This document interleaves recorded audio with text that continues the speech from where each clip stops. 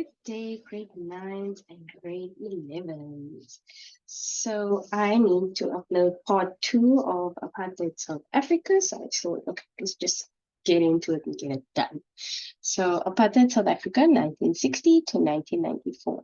This is actually very, very short. It's done in very, very brief overview because this information will be going into a little bit more detail for the grade 9s, if you decide to take it to grade 12, and then for the grade 11s next year, paper 2, you'll go into this information in a bit more detail. So in grade 11, the curriculum ends about at the Rivonia Trial, and then everything after Rivonia Trial is actually grade 12 work. And then grade 9s, you go all the way through, but the work is obviously condensed quite a lot. So in fact, you can probably, grade 12 can probably also use this video just to give themselves an overview if they don't want to watch like a long video. Right, so let's see if I can get this done in half an hour. Click, why doesn't it click? Okay, so this is what is going to be in this video. We're going to talk about the Sharpeville massacre and the Langa march. We're going to talk about the Rivonia trial. We're going to talk about the Soweto Uprising, and we're going to talk about the road to democracy. So here are some images from these different things that we are going to be talking about in this video. So the key figures you need to know is Robert Sobukwe. He is the president of the Pan-Africanist Congress, and he was such a thorn in the apartheid government's backside that they actually made a whole law. It was actually called the Sobukwe law that was designed just to keep this guy in prison. Imagine being so much of a pain in the butt for an oppressive regime that they actually have to make a law to keep you on Robben Island. It's insane, eh? Next, you've got Philip Kosana. Now, that should sound familiar to you because Philip Kosana is still around today. I think he is currently the president of the PAC, and he's doing good work there, right? So that name should sound familiar to you. He was the leader of the Langa March. Then we've got Steve Biko. He was the leader of the Black Consciousness Movement. We'll go into a bit more detail about that in grade 12. In grade 9, we're just going to do it in overview. And then lastly, but certainly not least, we have Nelson Mandela, who is leader of the ANC at this time.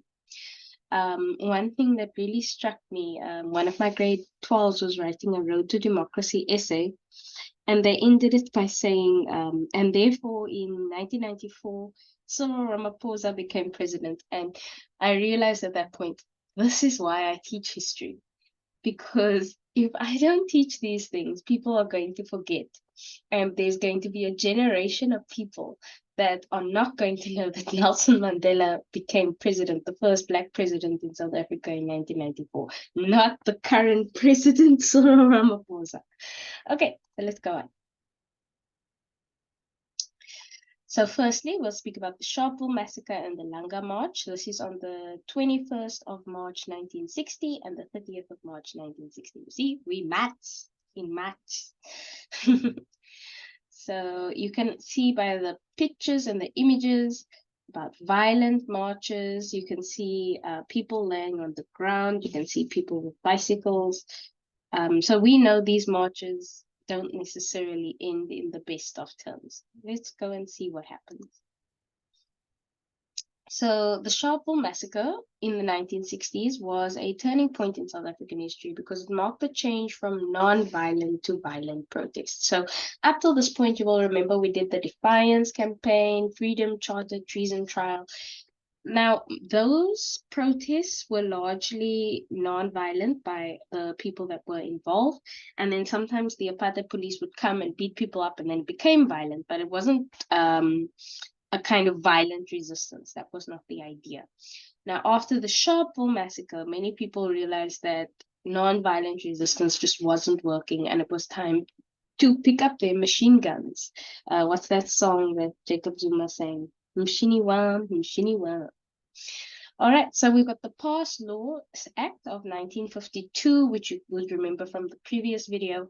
It required Black South Africans over the age of 16 to carry a passport, which was known as a dompas, everywhere and at all times.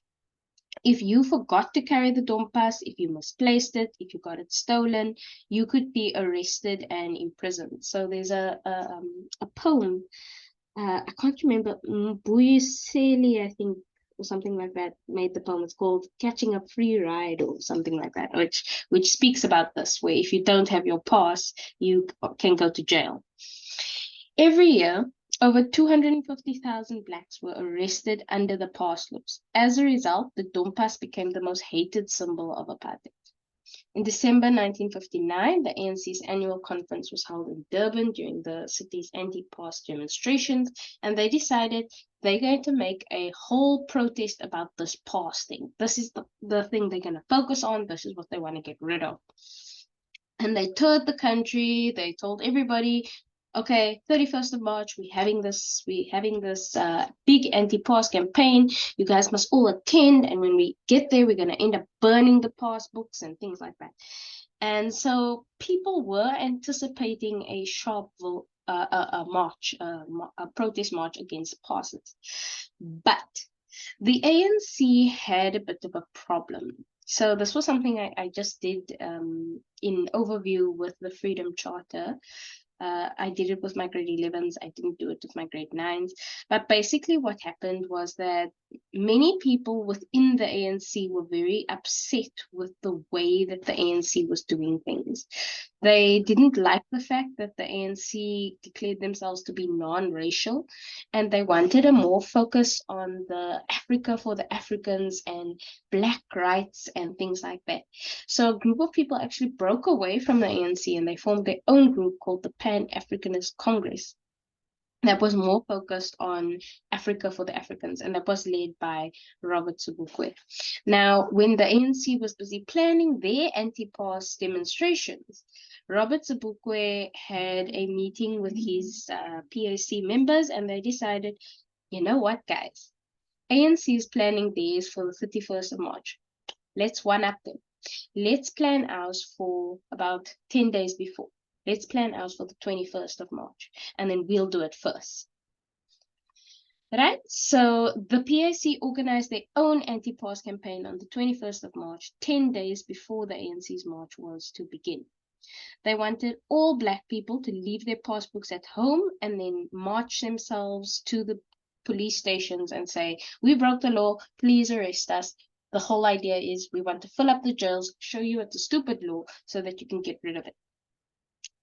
So there was no violence intended for the protest. It was just like, you're just going to march here, you're going to burn your passbook, or you're going to say that you don't have a passbook, and then the police are going to arrest you. That was the plan. However, the protest got bigger and bigger and bigger, and when these people marched to the police station, the police were already waiting for them. Now, this is where things get a bit hazy, because something happens at the front, so the crowd marches to the police station. The police know, okay, they're here, they're going to cause trouble. We're going to close up our shop. We're not going to allow them to come in to be arrested. And the first couple of people are arrested, but then once they catch, they become wise. I see, this is a whole plan. They close it up. And then we don't exactly know what happened, but what we do know from eyewitness accounts is that there is a scuffle somewhere in the front, and I don't know exactly what happens. I think the police claim that rocks were thrown or whatever, but then without any warning, the police opened fire onto the crowd. So just so that you can understand that usually what happens is when there's a protest and the police want the people to go away, they will go on a speakerphone and they'll say, please disperse, you do not have permission to protest, da da da da da. And then they'll say, if you don't disperse in X amount of time, then we are going to open fire, or we're going to use the water cannons, or whatever the case may be. Now, at Sharpeville, this was not done. So whatever happened in the front, a policeman opened fire without any warning, and he used live bullets, real bullets. The protesters obviously heard the sounds. They quickly turned, they fled the scene. Many of them were shot down. And when some of them were on the floor, the police would rifle butt them. So they'll hit them with the back of the guns. And they kicked and booted many women who were trying to retrieve the bodies. So as you're running, you see, oh, yeah, somebody on my left falling down, someone on your right falling down. You try to help them, and the police come and they kick you with a boot, right? The police claimed that they were in desperate danger because the crowd was stoning them and that the crowd was armed with ferocious weapons. And I want you to remember that, because when I show you pictures, did I put pictures? I hope I put pictures here. But when I show you pictures later, you're going to see that there wasn't really any weapons. So it was reported that only 3 policemen were hit with stones and there were no weapons on the ground after the massacre. So the official figure, this is what the police report at the end of all the chaos, is that 69 people were killed, including 8 women and 10 children, and 180 people were injured, including 31 women and 19 children.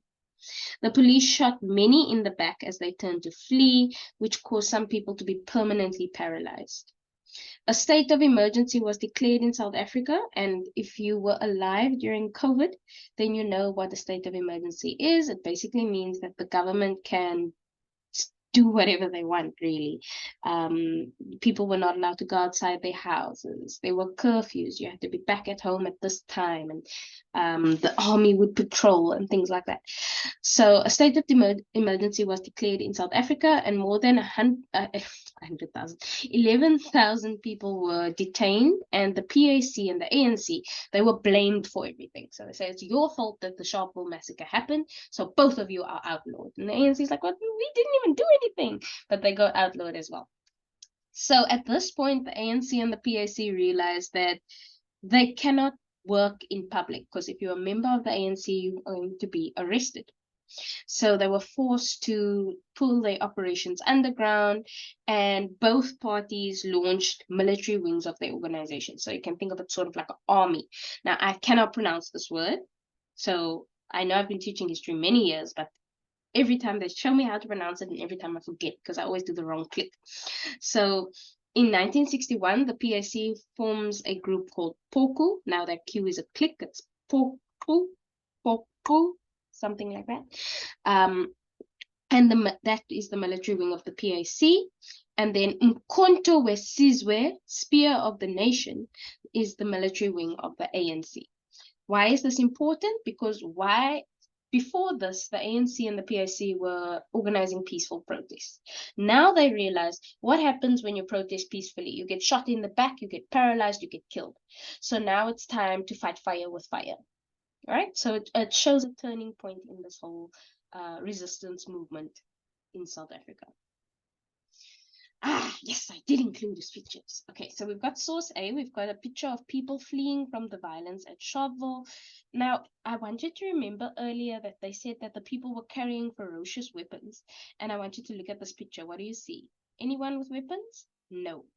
You also see, look at the people in the picture. There's actually not a lot of adults. If you look there, many of the people who were at this protest are all children as well. You also have some women in the background there, and you can see they are all running away. They are not posing a threat, right? And then you see source B, that contains an eyewitness account of events at Sharpeville, and this eyewitness, his name was Tom Petrus. He says, the aeroplanes were flying high and low. The people were throwing their hats to the aeroplanes. They thought the aeroplanes were playing with them. They didn't realize that death was near. Fortunately for me, the police, could not shoot on the side where I was standing. That was how I managed to get away. People were running in all directions. Some couldn't believe that people had been shot. They thought they had heard firecrackers. Only when they saw the blood and the dead people did they see the police meant business. Now, what I want you to note here is that these two sources, and this is important for history, we always ask the question, like, what is the truth? And what we're going to do is we're going to take multiple sources to see if we can work out what the truth of the matter is. The police say they were in desperate danger, the people were carrying ferocious weapons. But if we look here, this source B tells us that people were running in all directions. So now the question would be, as a historian, as a young historian, who is telling the truth? Is it the policeman or is it the people? And if you have a look at this picture corroborates. Corroborates means it supports what is said in the written source. So the police say the people were carrying weapons, but if we look at the picture, there are no weapons. So this source would therefore be more reliable than the policeman's account because there's two sources saying the same thing. All right. So let's lose that and move on. Hey! Okay, and what is different about these two sources? Okay, so what is different would be, let's have a look. So this source talks about aeroplanes, but if we look at the picture, we don't see any airplanes in the picture.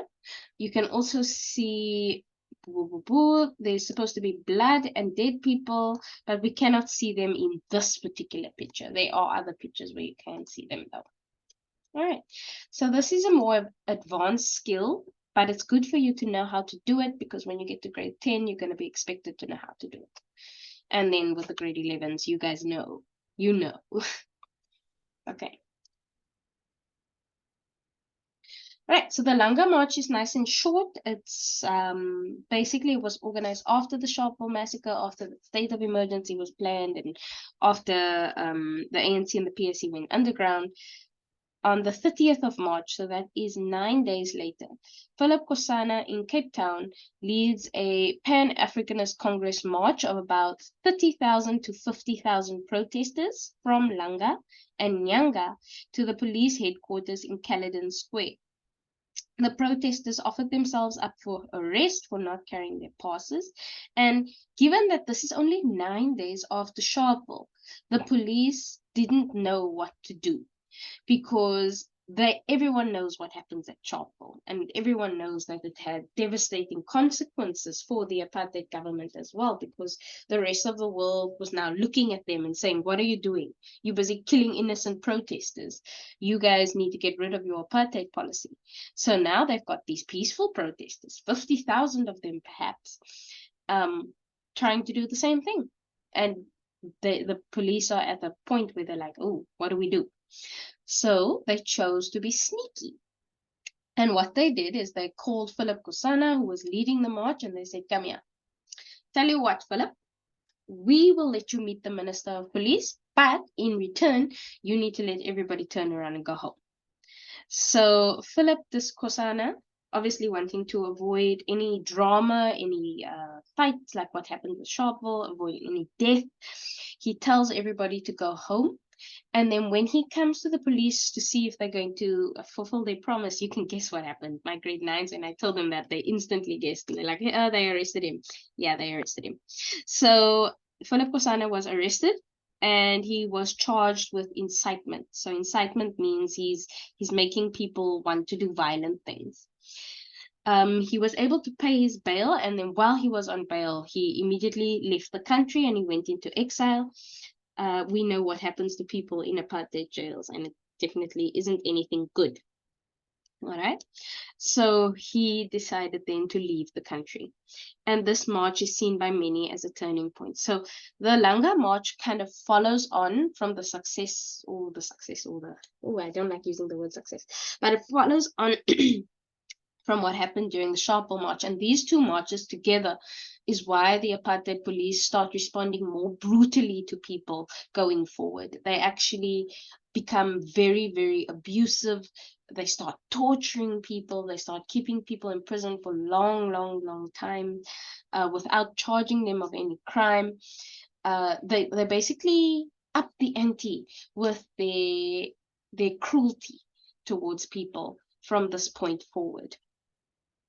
And as a result, in response, people up the ante with their resistance. So here's some source analysis. So here you can see the 30,000 to 50,000 people who were involved in the Langa March. Now I included this picture because I actually went to UCT, so I actually recognized the trees in the background there. I'm like, hey, I know that place. And so I decided to include this picture.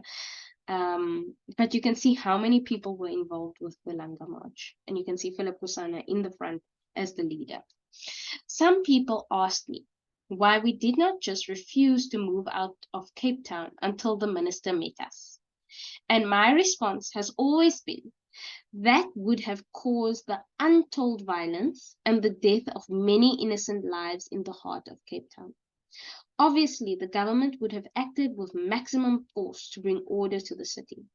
Security forces would have sealed off Cape Town, and a price would have been put on my head. And this is what Philip Kosana said about the Langa March in 2001. However, in 1985, he was criticized for turning people around by T. Lodge. So T. Lodge says, Philip Kosana was a political novice. Now, a novice means a beginner. Whatever the marchers might have achieved by staying in Cape Town that day, one thing is certain, they lost everything by going home. And now what I want you to do is I want you to practice a little bit of historical empathy, and I want you to think a little bit if it was you in this situation. Do you think that Philip Kosana made a good idea, a good choice to turn the protesters around and send them home?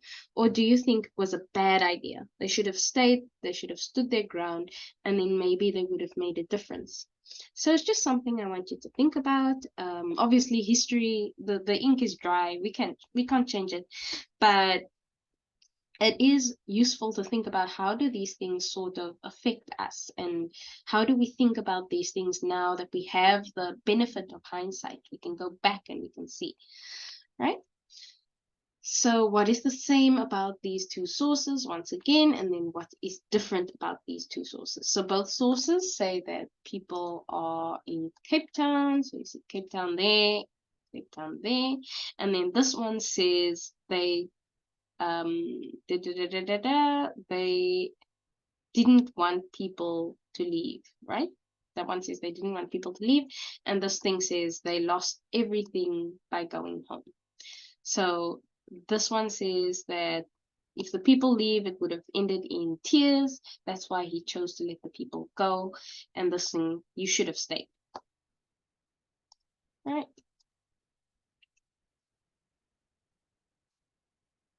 So next we've got the Rivonia Trial. That's 1963 to 1964. Also a nice short one. You can see here's a newspaper article and a picture of the Rivonia Trialists, some of them. You can see it's from the World Weekly. It was published on Friday, November 1st, 1961. So this makes it a primary source. We see Rivonia Trial surprise. Defense asked for the charges to be dropped. So that means people didn't expect the charges to be dropped. That's why they say it's a surprise. And now, apparently one big myth, and this is a myth that I also was guilty of, is that we always at school used to call it the treason trial. But the people that were at the Rivonia trial weren't actually charged with treason.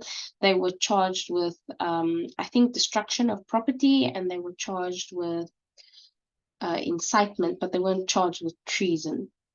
So it's not actually a treason trial. It was just for getting help of people to support the communist cause and whatever. Blah, blah, blah.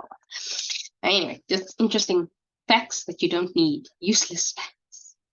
Anyway, so it's basically 3 stages. Firstly, after Sharpeville, after Langa, the apartheid government starts to think, and they say, we've got a problem here. These MK leaders and Umkhonto we Sizwe leaders, they're busy blowing up power lines, they're busy destroying infrastructure, they're trying to make the country ungovernable. We need to do something about them. And the conclusion they came to was the saying that I always use with, how do you get rid of a snake is that you cut off its head. And they started to target the leaders of Umkhonto we Sizwe, or the ANC's military wing.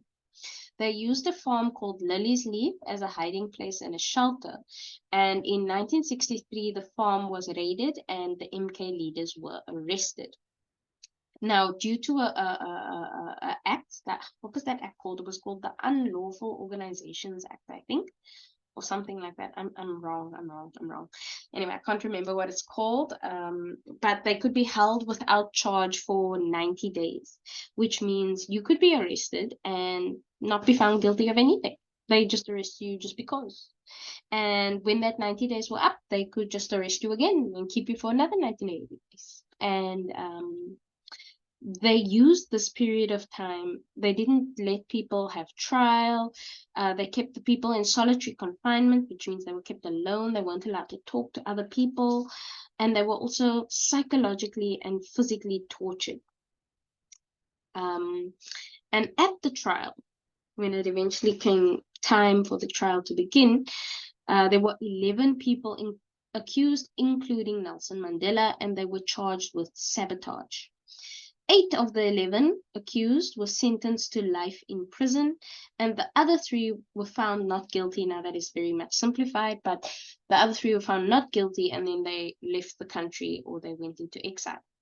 After the trial, because all of the leaders of the MK were kind of arrested, in jail, or in exile, resistance against apartheid began to die down. New laws were passed which effectively made South Africa a police state, meaning police can basically do whatever they want. And so people stopped resisting as intensely as they had in the 1950s and the beginning of the 1960s.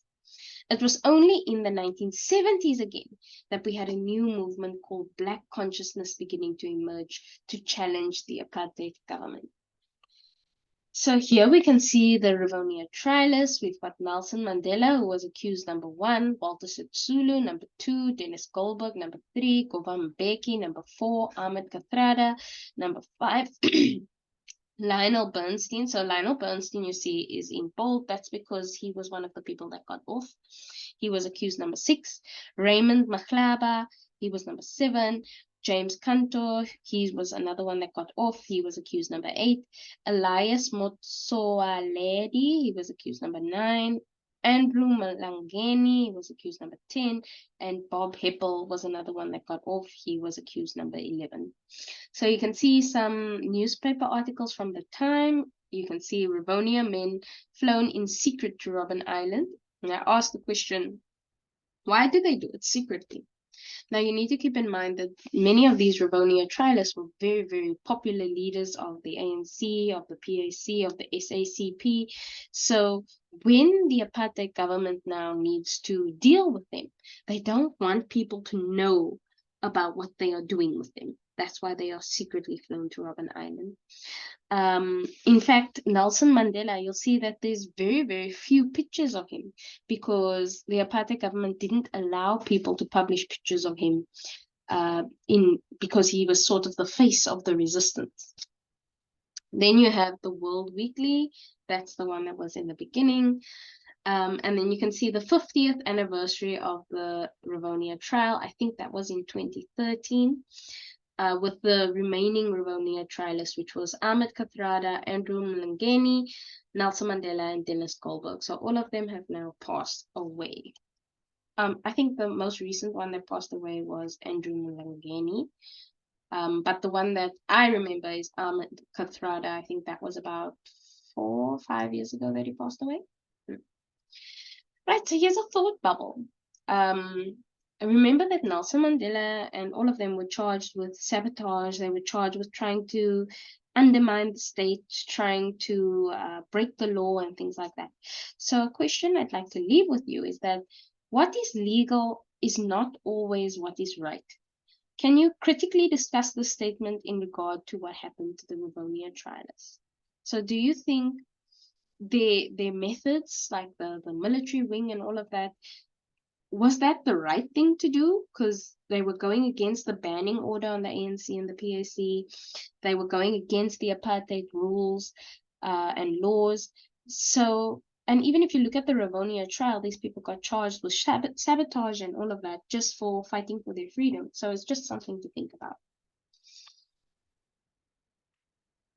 Right, so here we go to the Soweto Uprising. This happens in 1976, but I think I'm going to stop this video here because I think it's been about a half an hour, and then I'll continue again tomorrow. Thanks for stopping by. Well, not tomorrow, but I'll continue again when I want to.